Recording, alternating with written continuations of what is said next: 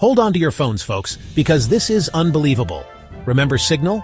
That supposedly super secure messaging app everyone and their dog started using when WhatsApp sold its soul to Facebook?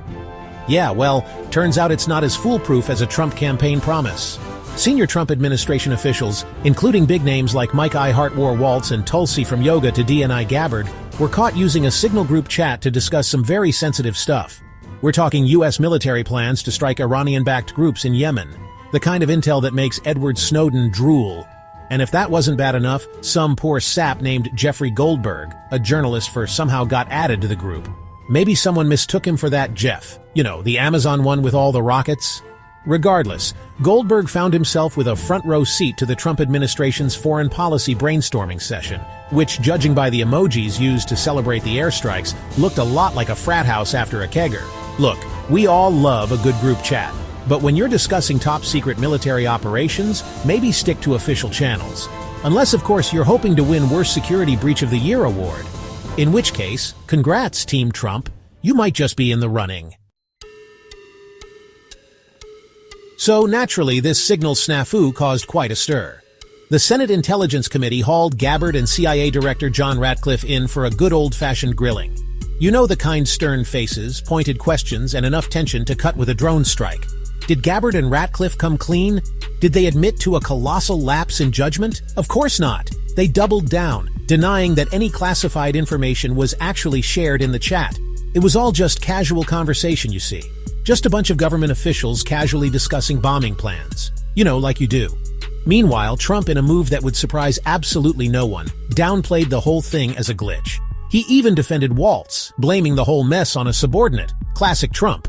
The Democrats, predictably, went ballistic. They called the breach amateur and reckless and demanded resignations. But let's be honest, folks, when has this administration ever cared about accountability?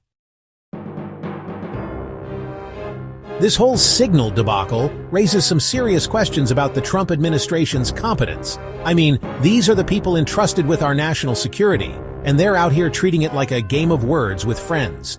Security experts are freaking out. They're warning about the dangers of using consumer apps for sensitive information. But hey, why bother with secure government communication channels when you can just use an app that your teenage nephew uses to gossip about Fortnite? Look, I'm no tech expert. I still think 5G is what gave my Uncle Steve that weird rash. But even I know that discussing military secrets on an app downloaded for free from the internet is a recipe for disaster. This isn't just about one group chat. This is about a pattern of recklessness and disregard for basic security protocols. And it's not funny, it's terrifying. And if that wasn't enough to make your head spin, there's more. This whole Signal mess has some people talking about the 14th Amendment? Yes, you heard that right. That dusty old document from 1868 might actually come back to haunt Trump.